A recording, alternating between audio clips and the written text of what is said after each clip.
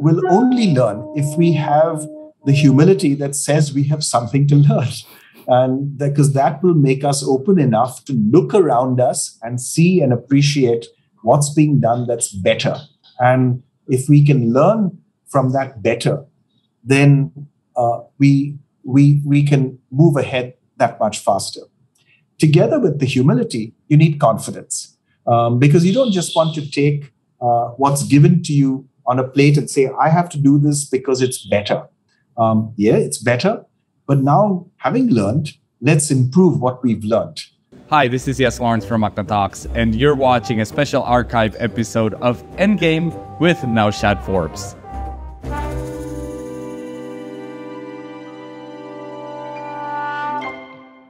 Halo teman-teman, hari ini kita kedatangan Naushad Forbes. Beliau adalah pimpinan dari Forbes Marshall dan juga mantan pimpinan dari CII atau Confederation of Indian Industries. Naushad, it's a pleasure to have you on our show. Thank you so much. Thank you very much for having me. Thanks. Yeah, you've accomplished so many things, but as I do with all the other guests on our show, I like to dig up a little bit on your early childhood and where you grew up and how you got, hooked up with Stanford, where you spent a lot of time studying and lecturing, and then all the way to your, recent gig of writing a really nice book, which I think resonates with a lot of people in Southeast Asia. Please tell us. Sure. So I grew up in India. Was born in what was then called Bombay, was now called Mumbai, but really grew up in the city that I now live in, Pune. Had all my schooling here. Went to the US for college when I was 17, I suppose, and ended up doing my bachelor's, master's, and PhD all at Stanford, one after the other. And I was there for so many years that by the time I finished in the industrial engineering program, I'd been there, as I say in the book, I'd been there longer than half the faculty and all of the furniture. So I was really there a long time. And then I continued to teach a course there once a year for a further 17 years. So it was a very long association, and I love the place. I mean, it's a wonderful university physically, and it's a wonderful university in terms of its intellectual environment. The brightness of the students is wonderful. I mean, they're so easy to teach because they're just so bright. It's a place that I love going back to and sort of wandering around the campus, hearing what talks are being given and so on. It's a very vibrant, pleasant, almost idyllic place to be. In terms of after I came back to India, I split my time between working in our family business. It's an engineering business that my father started in 1946. My brother and I have been running it for several years, and I split my time between the family business and then going back to teach my course. And over the years, I got more and more involved in different things in India, right. University industry interaction groups and so on. And one of the things that I got very involved with was the Confederation of Indian Industry, right, and played various roles with the Confederation of Indian Industry over several years, including in their higher education committee, in their international group, in their technology committee, and so on. So that got me quite involved with policymakers and policy making, especially when the year that I was president, and it was really coming off that period that prompted me to say, well, maybe I should write a book, and I should write a book on. I came off my CII president year in 2017. And I came off it sort of really, I was really impressed by our potential. I came off it saying, we have so much potential in India as a country. Right. And by the way, I should say that, I've not spent enough time in Indonesia. I've only been I've visited maybe 3 or 4 times. And each time I've visited, I've, number one, felt completely at home and very comfortable. In many ways, which maybe we can talk about, both good and bad, by the way. We'll definitely talk about those. Yeah, but definitely including many good things that I felt very comfortable. And second, I just get this exact same sense of potential. These are, I think both are countries of just tremendous potential, and we. So I thought, well, I should write a book about our promise, and also write, very clearly talk about the things that we struggle with and how we can struggle less and focus on the things that we do really well and where we have great strengths. So that really is what prompted me to say I should write the book. HarperCollins then asked me if I would write a book, sort of almost in parallel. They were reading, I think, some articles that I was writing in the papers. And I said, well, a good way of, I know how I work. And if I'm going to do something that's out of the ordinary, like write a book, I better commit to doing it and, have a deadline. Otherwise, it'll never get done. So I did. I did that in 2019. And wow. How long did it take you to write that book? Well, so I did, as I say, I did that in 2019. What I did not know, and the world didn't know in 2019, was that the pandemic was going to hit in 2020, early 2020. And when it hit, and when I wasn't traveling at all, I said, if I don't write the book now, I'll never do it. So I said, this is an opportunity to actually focus and write. So essentially between March 2020 and I sent it to the publisher finally in July 2021. Wow. Okay. So about 15 months. But really, the book was done in March 2021, sort of in time to send to the publisher. And then I delayed sending it because, the second wave, the Delta wave, hit India at that time. And it hit India so badly. The Delta. I felt I needed to go through the book and actually edit it to reflect some of those experiences in terms of governance and what our strengths are and what we struggle with. Wow. So that's sort of the story, if you like. Yeah. Let me set the scene for our conversation with something you described or something you alluded to in the book, where in 1980, China's GDP was equivalent to that of India. Yes. And in a span of a few decades, things changed dramatically.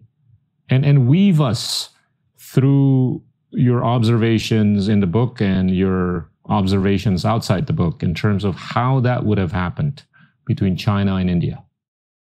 Sure. So India and China, as you mentioned, in 1980 were at the same level of per capita GDP. In fact, India was slightly ahead in 1980. Today, as you know, China is 5.5 times India in terms of per capita GDP. Yeah. And this growth for China has come, and this change in our role in the world, in a sense, has come at a time when India has actually been growing very rapidly too. So India has grown at 6% a year for the last 30 years, which is the fastest we've grown in our history, actually. But China in that same period, and also in the 80s, grew at 9% a year. And that differential of 3% growth over 40 years is what's delivered this huge difference in where we are now, where China is today over 5 times richer than India is. So now, how did China do it? With a huge focus on export-oriented, labor-intensive manufacturing. In the early years under Deng Xiaoping, with a lot of agricultural reforms as well. Right. But in later years, from the 90s onwards, very focused on moving people from relatively low productivity agriculture into modern manufacturing, and that single thing that happens when people move from living in rural areas and working primarily in agriculture, which very often is very low productivity because you have more people there than you really need. They're there because they have no other choice. And when they move to cities, they get involved in various occupations, all of which are more productive, which pay better. And if they can get into manufacturing and modern manufacturing, you get a huge jump in productivity. I mean, a typical, to give you the Indian number, if every one of the 400 million people in India's labor force were employed in modern manufacturing, we're not. I mean, only 30 million are. But if every one of the 400 million was employed in modern manufacturing in India and had the same productivity as the 30 million people who are employed in modern manufacturing, India would not just be as rich as China, we would be much richer than China. We would actually be as rich as South Korea, which is a country that has 15 times the per capita GDP. We would be 15 times richer than we are now. You attributed this difference between China and India to leadership, amongst other things, or the differential leaderships. And leadership really relates to three elements that you mentioned in the book: institutions, economy, and culture. I want to talk about the institutions part. Talk about how you would have seen institutional building taking place in China in a very different way compared to how you would have seen institutional building taking place in India thus far. Well, my take now, first of all, I should say that I know a certain amount about China. But I'm no specialist, and so I'm going to just give you impressions, that I've formed over the years from a few visits and some reading on China. But I'm no specialist in China. The sense I have is that in China, the state has played a really critical role in the success so far of its development journey.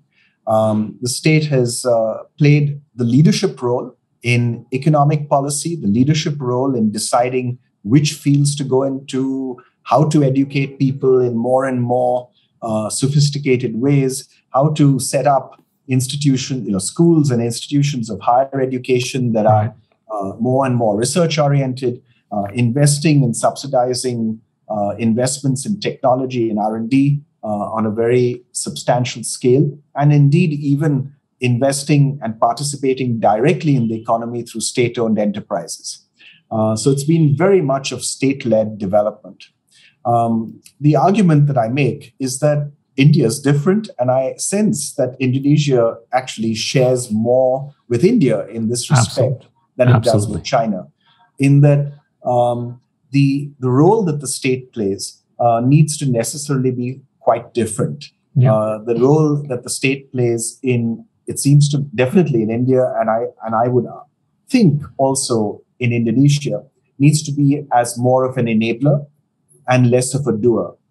So not deciding which fields one should invest in, or what plants should come up, or what technologies one should develop, but instead enabling private entrepreneurs and enterprises to do the right thing for the country, and NGOs to play their part actively and more actively in the country. Now, if you want such an environment to operate effectively, then you need institutions. It's not that China doesn't have institutions. It does have institutions, and it's built up many institutions over these 40 years that have, whether it's institutions of higher education, etc. But the autonomy and independence of those institutions varies quite significantly. There is this state-directed approach to wider development, including institutional development in China. I think for a country like India, we need much more in the way of strong independent and autonomous institutions that set their own rules, and between them, they set the rules under which we can all operate, because that's the way we will then, as private individuals and entrepreneurs, be enabled, as opposed to controlled, be enabled to do the right thing for our countries. I've raised this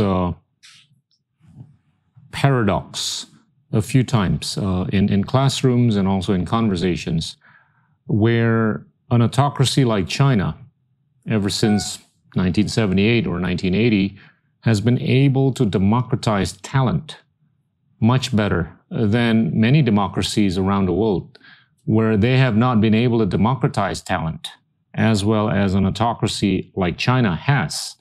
And to me, that I think correlates with the lack of ability of many democracies in building institutions that could be more inclusive, if not, less extractive, referring to Acemoglu and Robinson's book, Nations Fail, Why Nations Fail. And you kind of alluded to that. Would you agree that the inability to build inclusive institutions in some democracies, call it India or Indonesia or many others, is a bit paradoxical in that they have not been able to democratize talent the way we've seen democratization of talent in an autocracy like China?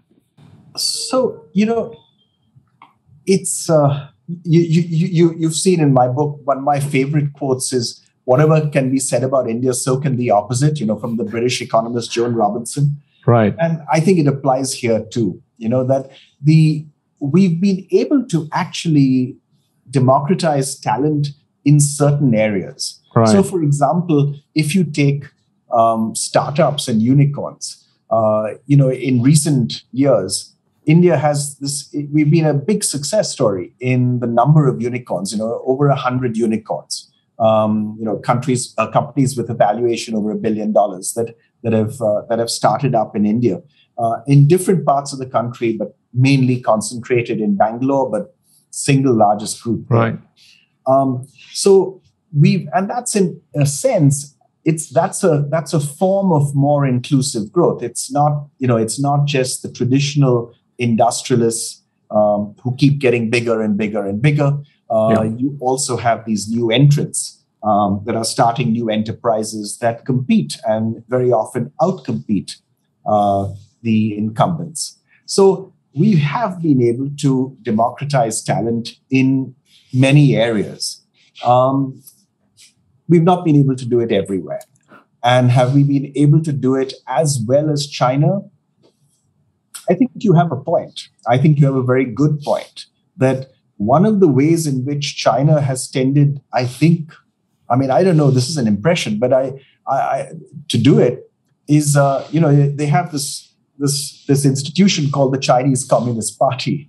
And if you want to rise in the country, you become a member of the Chinese Communist Party, whether you want to become a teacher or a professor or run a company or start a company or go into the government.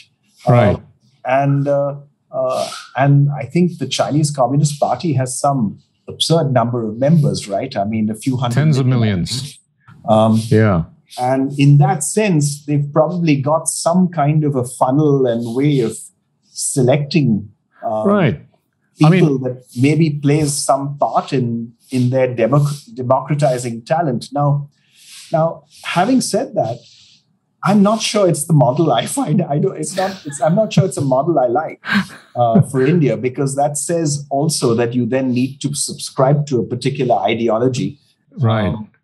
I'm not sure that fits with India, and I'm not sure that fits with Indonesia. So I don't know if it's a model I would advocate for us. I'm not advocating an ideology here. I'm just making an observation.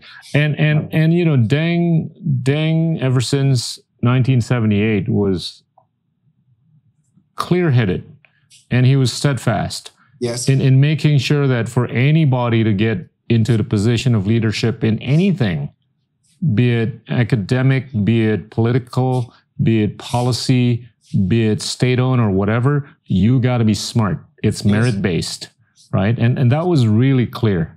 And it it has brought about so many benefits for hundreds of millions of Chinese. I agree.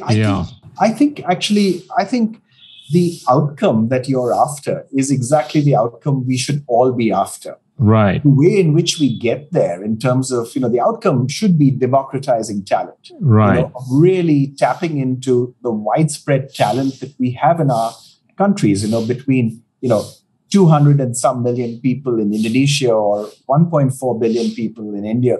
If we can tap into the talent of all of our hundreds of millions of people, who can match us? Because we're then really going to get the best, and that then does involve a lot of institutional development, and it involves a lot of investment in education. It seems to me,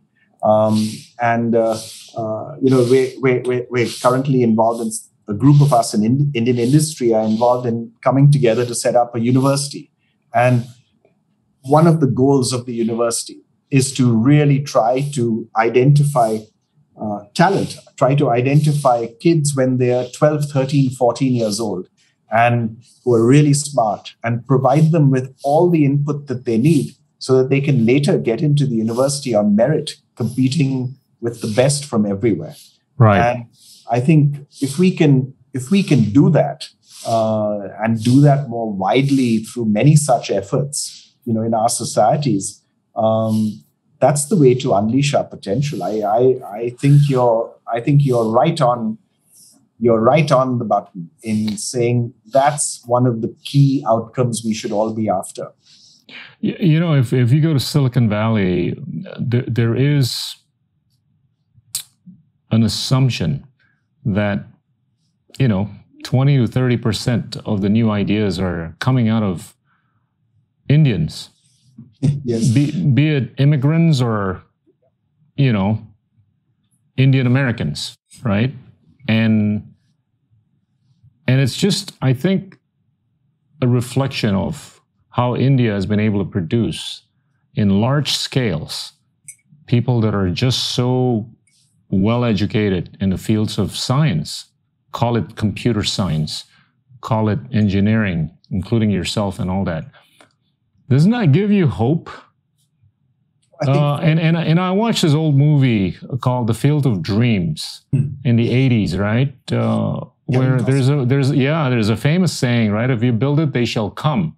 Yeah. And by way of what I've seen India in transforming since the 80s, I got to spend a bit of time out there in the 80s, to now, I think you build it. And isn't there a bigger belief and hope that they shall come? Not only talents from India, but talents from anywhere around the world. So this, I think, relates to two parts, which you talked about, kind of, right? You have been able to produce talents in scale. And number two, to the extent that India can show open-mindedness with respect to talent coming from anywhere. So, the hope is more easily realized. Right? Absolutely. I fully agree. And I do talk in the book a lot about openness. That one of India's great strengths, and I think one of Indonesia's great strengths, is diversity.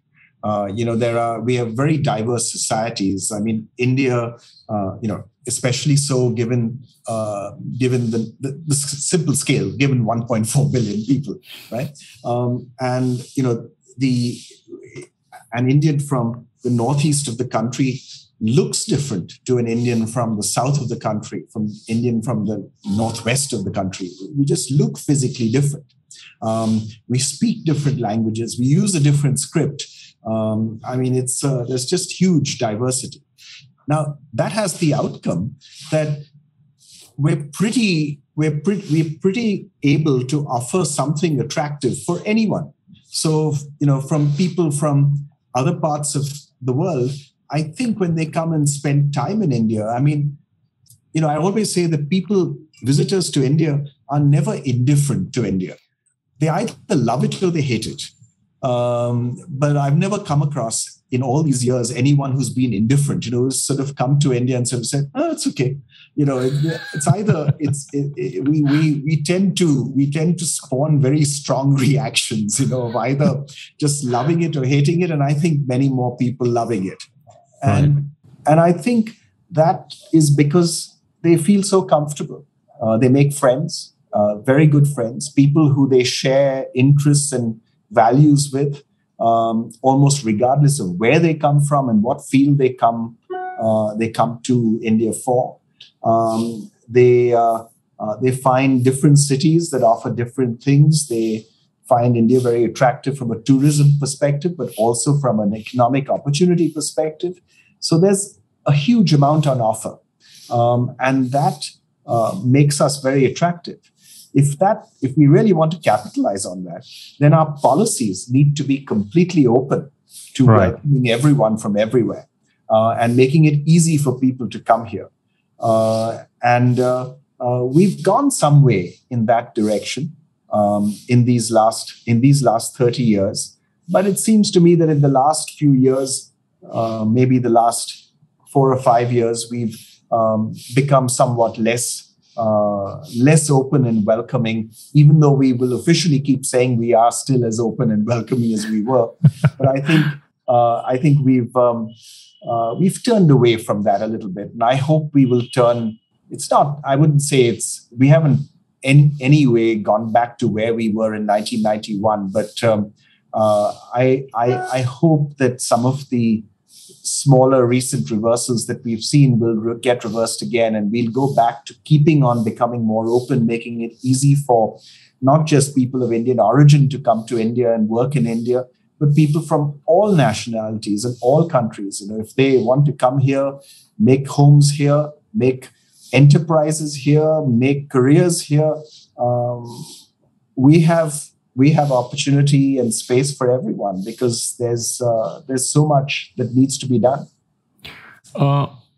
We've seen this trend of populism or increasing populism in many countries around the world. Yes, and I've seen that as something that would hinder, any country's desire to be more open-minded, and it just seems pretty structural. In many countries, this trend of increasing populism. Are you concerned with that as a potential hindrance to your desire as a nation to become more open-minded? I am, and as you say, it is a trend in many countries. I mean, it's you look at the US with Donald Trump. You look at Brexit in the UK. These were two countries that prided themselves on their openness, prided themselves on attracting people from all over the world to come in and make careers there. I think the reality in some of those places actually continues to be very positive. The very fact that someone named Rishi Sunak is in the run to become Prime Minister of the UK is, to me, a statement of great openness. Yeah, and I think that's terrific, and I think it should. It's the fact that it's not an issue in the race for the premiership is, to me, wonderful. I can't imagine the same thing happening in India today. Maybe we're not just on. Maybe we just need to develop for a few more years before we would be. But where you have someone who maybe would be born in India, but to take the equivalent of British parents, but then later, becoming the leader of an Indian political party and being in the run for Prime Minister. If that happens, we're there in openness. We're not there yet. I know that's a high bar for India. It's a high bar. It's a very high bar. I'm very impressed. I'm very impressed by this country that sort of seemed to turn its back on Europe and become more inward-looking, is now close to having its first non-white prime minister. Yeah, it's pretty amazing. And how quickly it's happening. Yes, how quickly it's transforming. So I hope that so as you say, you do have this trend in the world, but you have some of these counter trends also.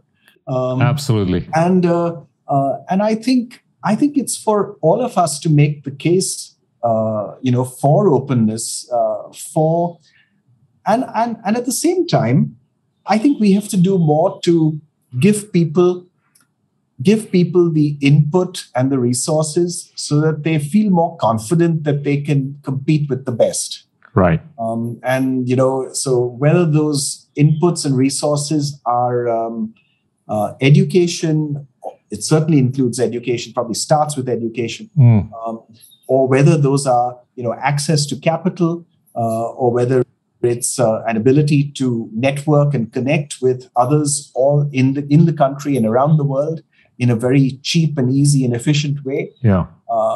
So that they can access technology and ideas and communicate their own.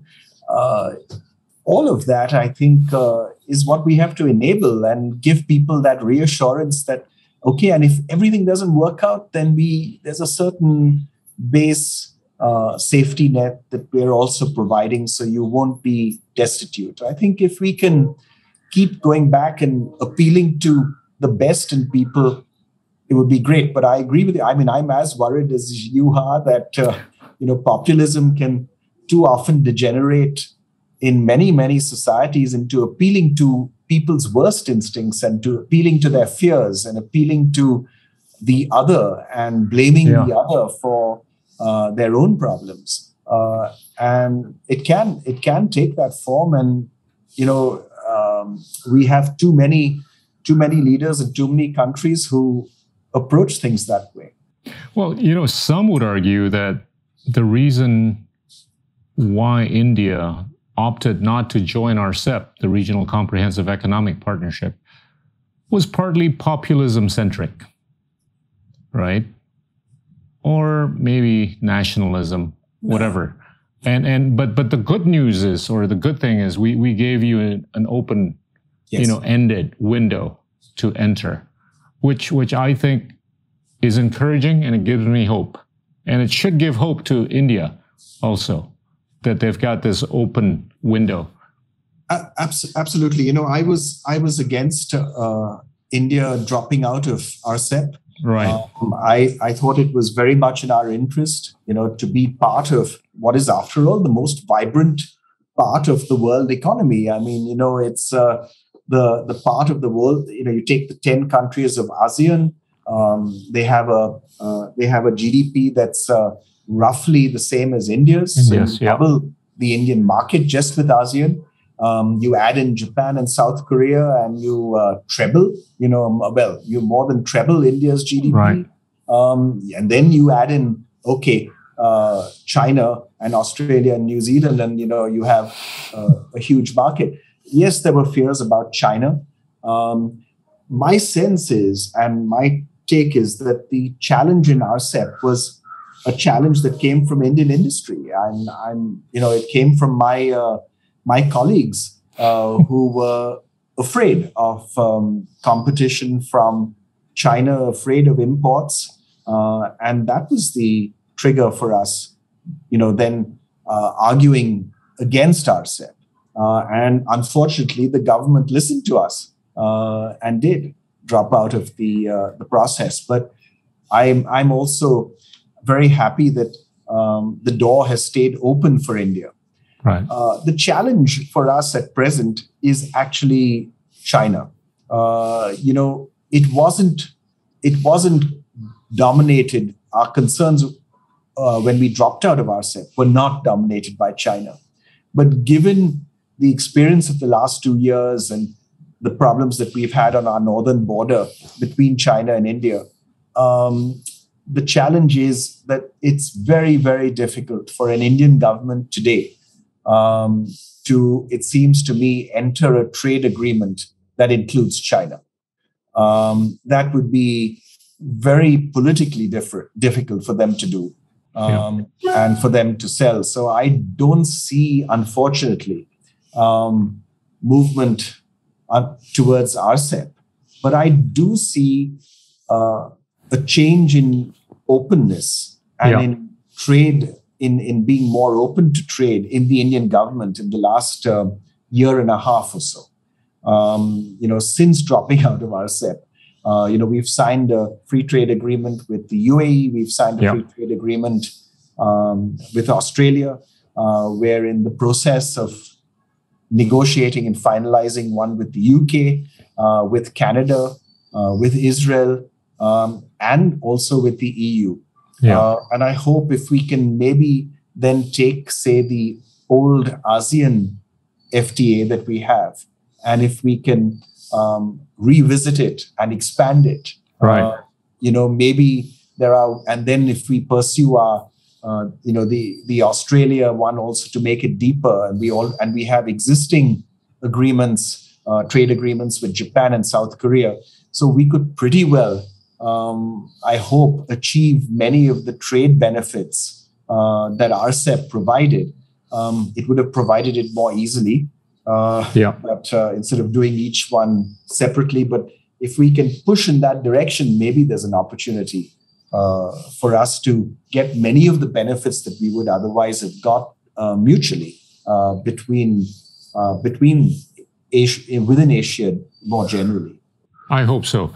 We've seen the global order shifting, right, from what used to be a bipolar to a unipolar and now a multipolar. Ironically, multilateralism occurred in a much bigger way when the world was unipolar, because one guy basically could tell everybody else what to do.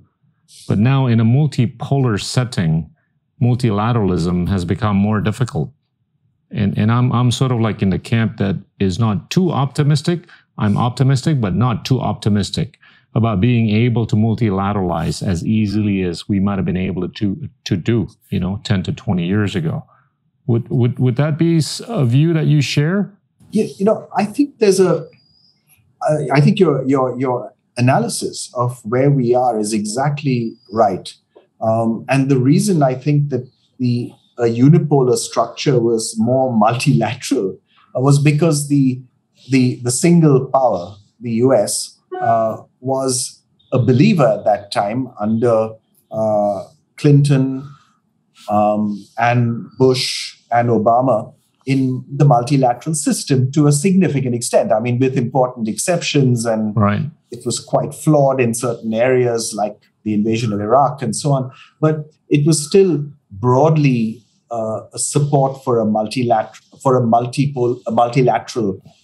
mechanism to sort out the world's problems, whether it's the WTO or the World Bank or the UN to some extent, or the WHO and so on.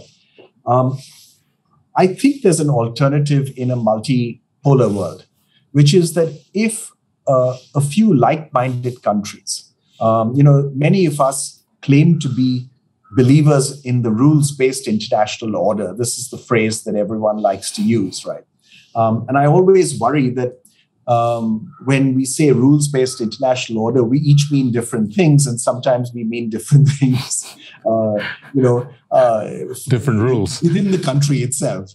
So I wonder if we take a set of countries, certainly including both Indonesia and India, but India, Indonesia, Germany, Japan, South Korea, Australia, New Zealand, a set of countries, maybe Vietnam, a set of countries, Singapore, and say, listen, if we all say we believe in a rules-based international order, let's specify what that means. That what will we bind ourselves to? What are those rules that we will bind ourselves to at the WTO, at the World Bank, at the United Nations, at the WHO? And if we can specify that, then I think we could be more immune to the outcome of US presidential elections. Otherwise, we're all as a world held ransom to what happens in the US election, which I don't like. I don't want my future and the future of the world to be subject to whether or not they re-elect Trump or or a scarier successor. It's I would much prefer that we have a more robust basis for progress. I agree. That's multilateral.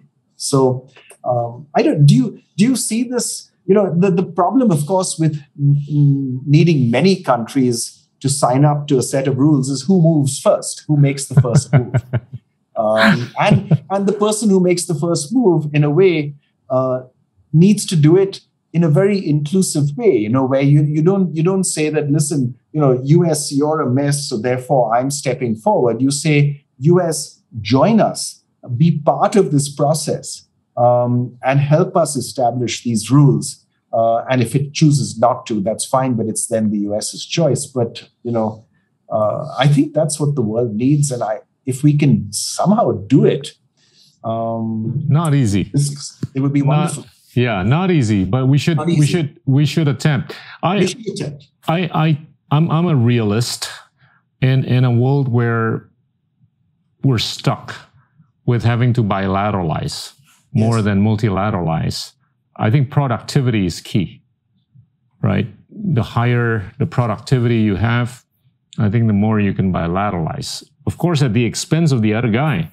But, I want to take this to your two earlier points, education and access to capital, because I think both of these elements sort of dovetail into productivity, right?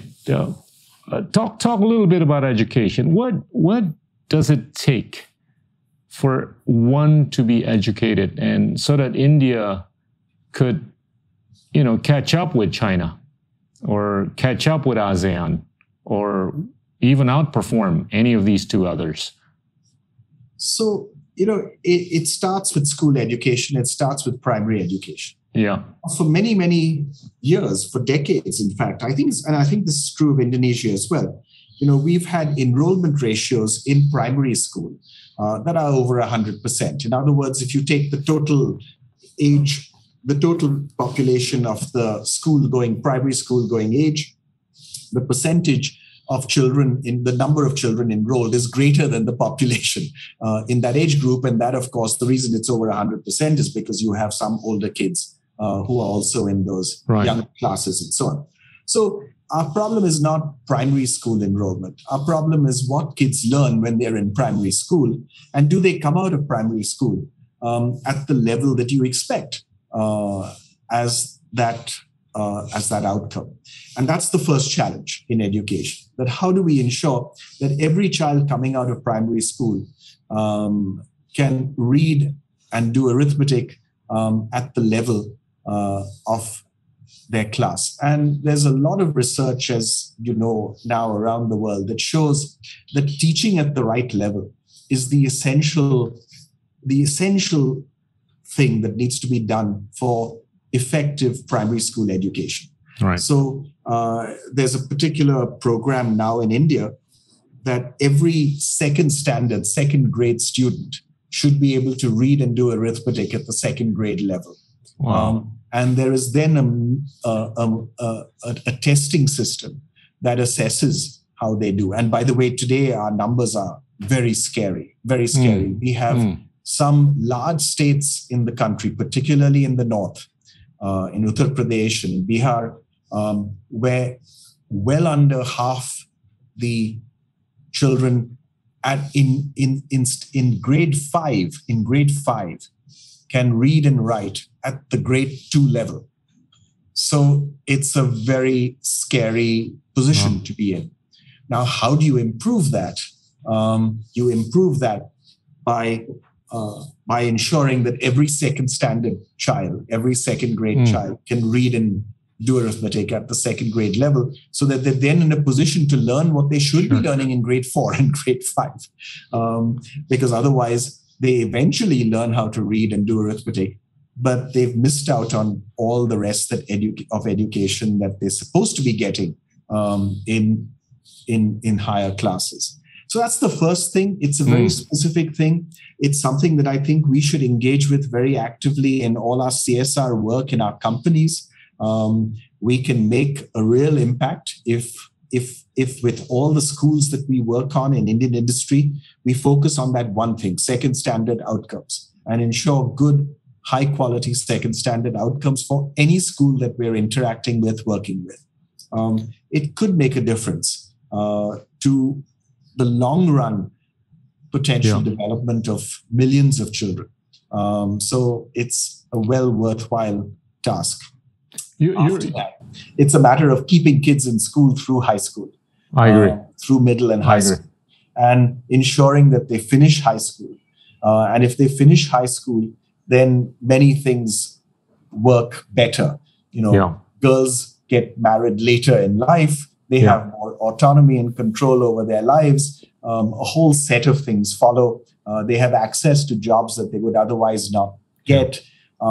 Even unskilled jobs, relatively unskilled jobs, and many new opportunities open up for them. And then third, higher education and freeing the system to really be more responsive to what people want. Lots to do there, but I think the widespread impact of improving school education will be much greater for both our countries. Interesting. The second point is with regards to access to capital. I'm going to take you to foreign direct investment, right? And if we take a look at a number of ASEAN countries, their FDI on a per capita per year basis is around $100 for Indonesia, Thailand, and the Philippines. Give and take. Sometimes higher, sometimes lower. India is lower than that. Singapore is at $16,000 to $19,000 on a per capita per year basis. Yes. You alluded to Singapore as a country of competence and governance. And you talked about how you met up with a minister, and by the time you met with the second minister, he would have been briefed, with the results of the earlier meeting with the earlier minister and everything else. How do we get the needle up from $100 to $19,000 from your perspective? Well, first of all, we can't get it up to $19,000 if you multiply the 19,000 by 1.4 million people. I mean, it'd be in the trillions. Yeah, I mean, it would just be right. Maybe to $1,000 per capita per year. To $1,000 would be fabulous. Fabulous. And by the way, there are opportunities for productive investment in India that are that huge. India needs to invest. The general view is, by the way, that India needs to invest something on the order of $20 to $30 billion a year on infrastructure alone. And infrastructure of various kinds, which includes then green energy investments. It includes, there's a huge need for green energy investments and a move away from coal-fired power. There's a huge need for investments in all the, in railways, in ports, in the road network, in educational infrastructure. There are opportunities everywhere, and these are projects that will have very attractive returns for investors. So the opportunities are there. It's a matter of, I think, trying to get everyone in to do it.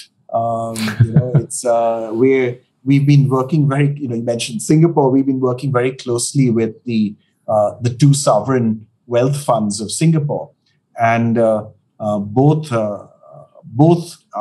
GIC and Temasek are very actively involved in India. They have high investments in India. They're growing their investments in India, and we should encourage much more of it.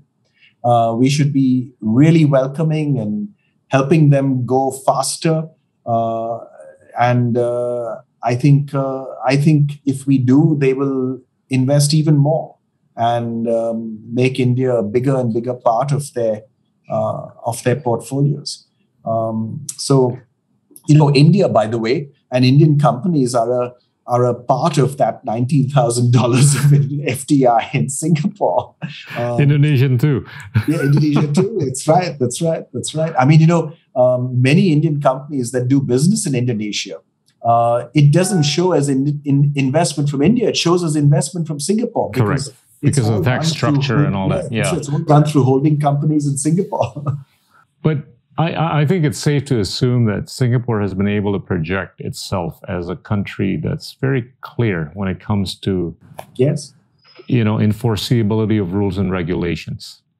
That's where I think some other countries still need some work on. Singapore is well known as a country of law, whereas some others is well known as a country of lawyers. We just need to make yes. sure that it becomes more of a country of law.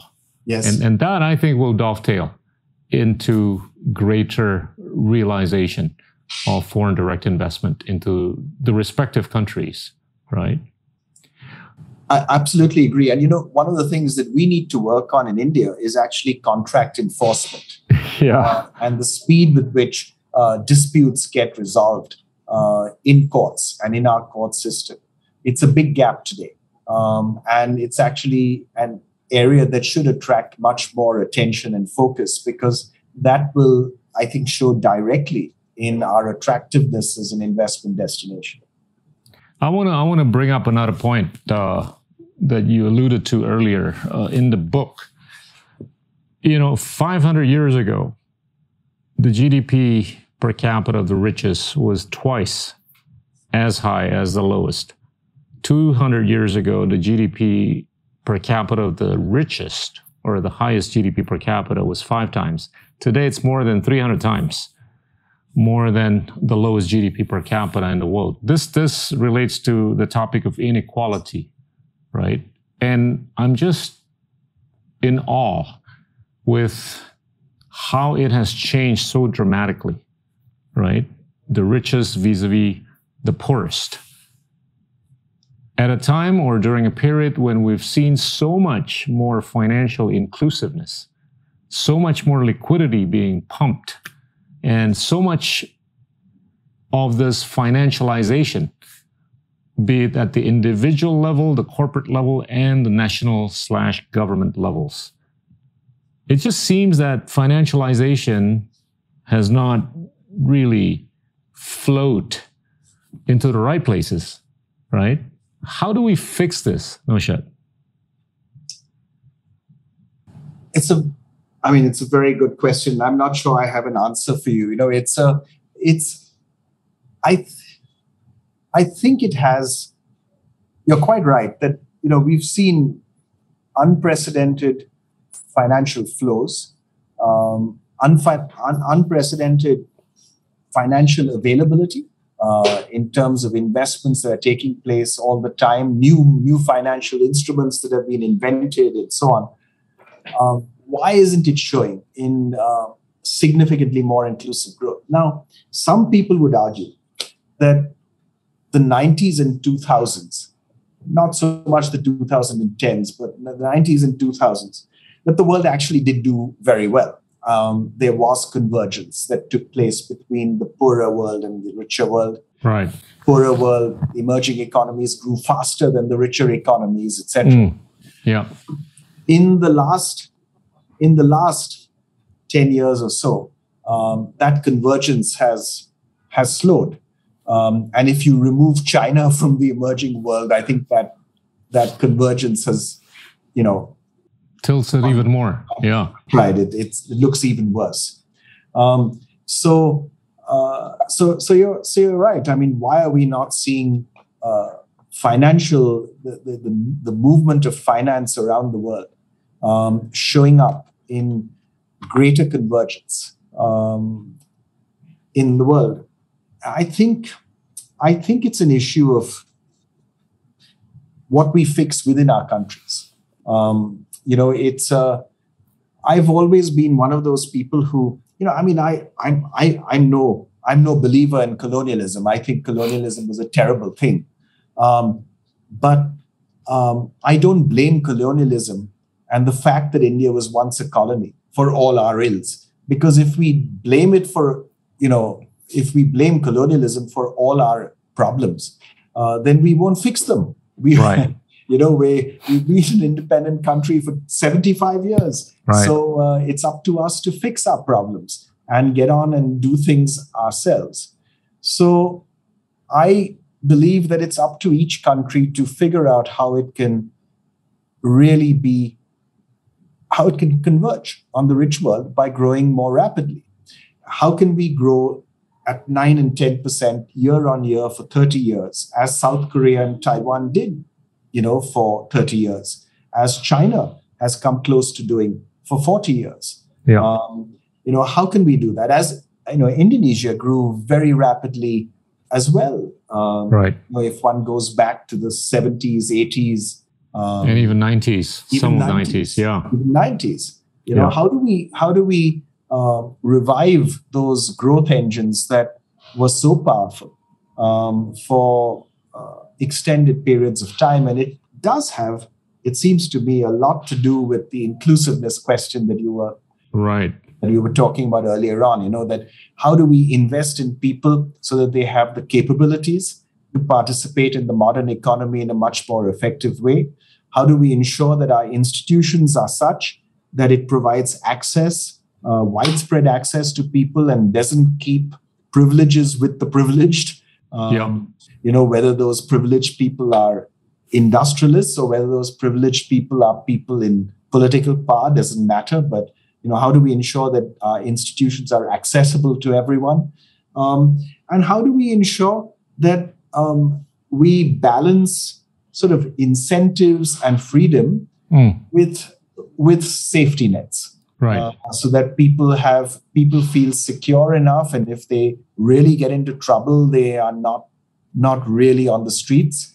While at the same time we have enough freedom and opportunity for people to really succeed without having to be controlled and adhere to 20 different requirements with each move that one makes.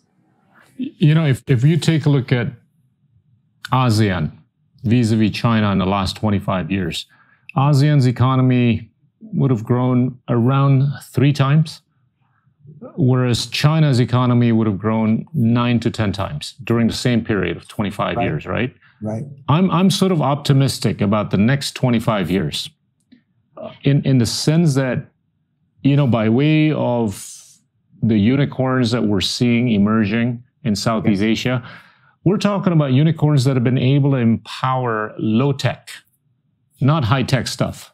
Yes. And by way of the pre-existence and the continuing existence of what I call the tech-enabled disruptors, in low-tech fashion, we're going to be able to create so much delta in value. And that gives me optimism for Southeast Asia. And this is even on the back of the fact that perhaps in some countries the politics is not perfect, but there's enough there's enough institutional building inertia that will ensure that there's going to be enough stability for the region to get money and to boost productivity and to create the equity story that's needed for the next 20 to 25 years. And I kind of see it the same way with India, where I might even think, India can actually employ or empower more of the high-tech stuff because you guys are ahead of, some of us, if not many of us in Southeast Asia. That gives me hope for both, ASEAN and India, I share your hope. I share your hope fully. I think that's exactly right. And, you see a lot of change, right? In both in both ASEAN and in India, in solutions that are being deployed all around us, including Grab and Gojek and everyone else. But it goes well beyond that to delivery services, and unfortunately, it tends to be quite service oriented. I wish it was also more manufacturing oriented, but absolutely. That's okay. Absolutely. Let's get all the enterprises we can. Right. Right. I mean, look, I mean, some of the stuff we read out of Silicon Valley when they talk about the applications of the 5 disruptors, right? Call it artificial intelligence, robotics, genomics, energy storage, and blockchain. Some are even opining that, these 5 disruptors could entail over $200 trillion worth of economic delta in the next 10 to 20 years. I mean, if we just take a bit of bite of that, it's going to be massive for a $3.3 trillion economy in Southeast Asia. And at least similarly with India, right?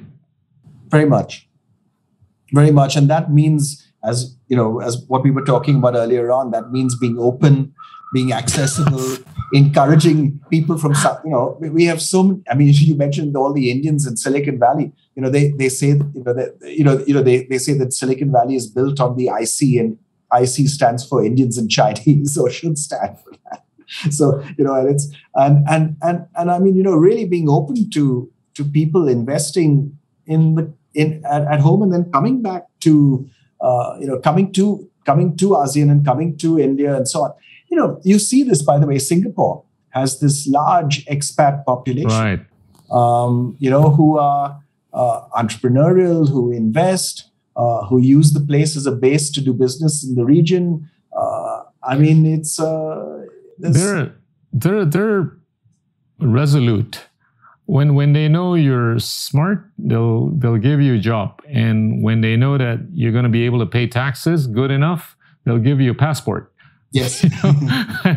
And that's a policy and a philosophy, that have been in place for quite a long time. Yes. I don't think Indonesia will get to that point anytime soon. It's just a bit more open-minded than, I would have hoped Indonesia to be. Similarly with India. Yes.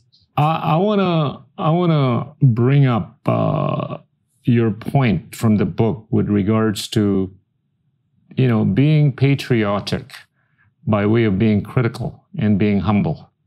Yeah. Elaborate on that. So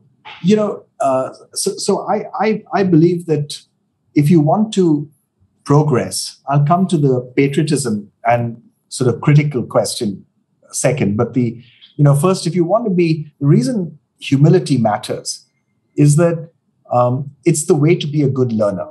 And I think as societies, we need to learn from the best that's being done elsewhere. So what is being done in Silicon Valley, but not just Silicon Valley? What is being done in Jakarta that we can learn from to make Bombay a better city? There are many things we can learn. And we will only learn if we have the humility that says we have something to learn.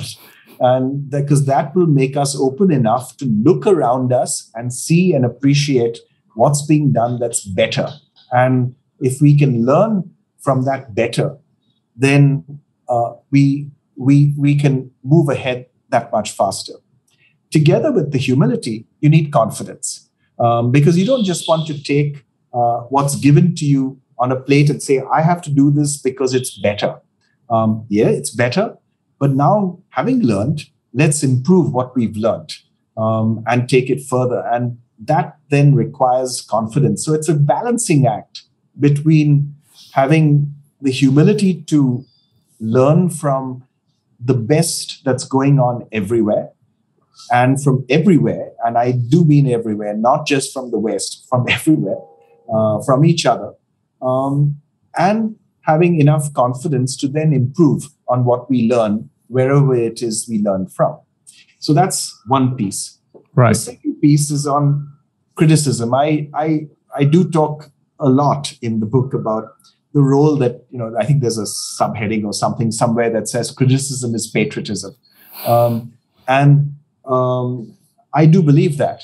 And I come back to one of my favorite books, which is by the social scientist Albert Hirschman, which is called Exit, Voice, and Loyalty, one of the great social science books of all time, I think. It's a nice little book, 100 pages. And Hirschman argues that, if something declines or you think you see a problem, you can respond to it in one of two ways. You can respond to it by exit, by stopping buying the product or service, taking your kid out from that school, or in the most extreme form, emigrating, right?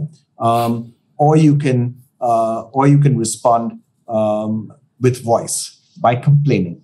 And if your complaining is listened to, then so much the better. Because if you complain and the state or the institution or the firm or whatever responds, you have then an improvement in that service and so on. What determines whether you choose to complain or you choose exit? It's loyalty. That's the third word in the book title. Right. And if you're loyal, which is at the national level is an issue of patriotism, then you choose voice instead of choosing exit. And I know too many friends in Indian industry who don't express any criticism, but are happily investing overseas and setting up enterprises outside of India. And I don't see that as being in India's interest. I think it's much more in India's interest for us to criticize the things that we think are going wrong, to praise the things that we think are going right, to suggest better things that we can do all the time. And if we do that, then that says we're loyal and we're patriotic and we care about the place that we live in and what needs to change. If we're otherwise, we might choose the exit option. And how does that benefit anyone? Interesting. Naushad, this takes us to the last part of our conversation, where I usually ask the guest about 2045.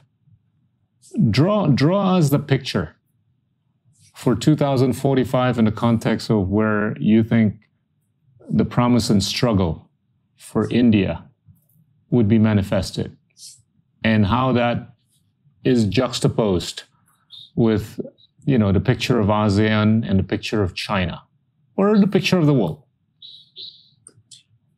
That's it's for your next book, maybe. I was going to say that's a book level question. It's a wonderful question, by the way. Yeah. We should do the book together, by the way. Amen. I'm game. Yeah. So it would be great to do. So, yeah. So, it's let me start with India, which is going to be more factually based, and even that's a stretch. I think in 2045, if we do everything right in India, if we get it right, and what we have to get right is not perfect government. I don't think we should look for perfection. Absolutely. In how we're governed. Not in India, not in ASEAN. Maybe in Singapore. But outside of Singapore, I think we should not look for perfection in government. Right. We should look instead for us getting the balance between policy and government, institutions and what they do independently, and the role that the private sector plays. Right. So I think we need a very active private sector. We need a private sector in India and in Indonesia that goes beyond the normal remit of business, right. Which is concerned about society, which is concerned about education outcomes, which is concerned about inclusive growth, which is concerned about ensuring that as high a proportion of our population as possible is productively employed and has those skills that they can participate in the modern economy. And I think we should engage with that, because inclusive growth is in all of our interests. Right. If we create opportunity for 200 and some million Indonesians and 1.4 billion Indians, we'll create opportunity for the world, let alone for ourselves. Massive. Definitely for ourselves, but we'll create opportunity for the world. That means then letting institutions get on and function. So too often, especially when we have strong popular leaders, too often the strong popular leader wants to get on and do things that they think are right. And they see independent institutions as slowing them down. And I think one needs to take a broader picture of it and say, yes, maybe it slowed me down here, but I think independent institutions can ultimately protect us from making mistakes. And it can, between a set of independent institutions, if we rely on those institutions to set the rules under which we all operate, then we can truly enable the private sector to do what it has to do and private individuals and NGOs to do what they have to do. And then finally, I think I'd like to see us rely much more on our cultural strengths. Right. So, I agree. In India, the diversity that I think is the hallmark of Indian society is something we have to treasure, preserve, and use. Any time that we work against it, and I worry about social cohesion in India. I worry about attempts to try to kind of unify and make much more dogmatic what it means to be Indian. I think a much more diverse, diffused, even if less clean view of what it means to be Indian is the way in which we will progress, because that's what we've seen, recently. Now, for Indonesia, maybe many of those things apply. Maybe some of those things very do. similar. My sense is that many things do apply. Right. I think it's different in other ASEAN countries. I mean, I think, a Vietnam or a Cambodia are in a very different place in terms of role of government, role of state, role of democracy, and role of independent institutions. Malaysia is in a very different place. Of course, Singapore is in a very different place. So, it's Myanmar is, we know where it is. So, I mean, it's a very different. I can't claim to speak in any way for any of those countries. But I would come back again at the global level to this sort of plea that I think those of us who believe in or say we believe in a rules-based international order, and maybe we start with all the democracies, start with India, Indonesia, Germany, Japan, South Korea, Singapore. Start with countries that are democracies that keep saying we believe in this, and then say, now, what are the rules that we really believe in? And then we will subscribe to these, and then be open and try to get others to join us. I think we can turn things around for the world. If we collectively do that, and we can then build pretty good futures for us all. Wow. I gotta say that a lot of the stuff that you've said, a lot of the stuff that's said in the book resonate with people in Southeast Asia, and particularly in Indonesia. And just to be able to recognize that there's been some degree of underperformance, but also recognize what to do to actualize the potential. It's I think it really resonates with us in Southeast Asia. With that, I wanna say thank you, Naushad, for the opportunity, and I hope I get to see you in person. Soon. I would love to. Thank you for the wonderful questions and discussion. And I think you're right. I think you've got the right topic for a book. So we'll talk about it over coffee. We will indeed. Yeah. Indeed. Thank you so much. Thank you very much. Thank you. Bye-bye. Bye. Teman-teman, itulah Naushad Forbes, mantan pimpinan dari CII dan co-chairman dari Forbes Marshall. Terima kasih. Inilah Endgame.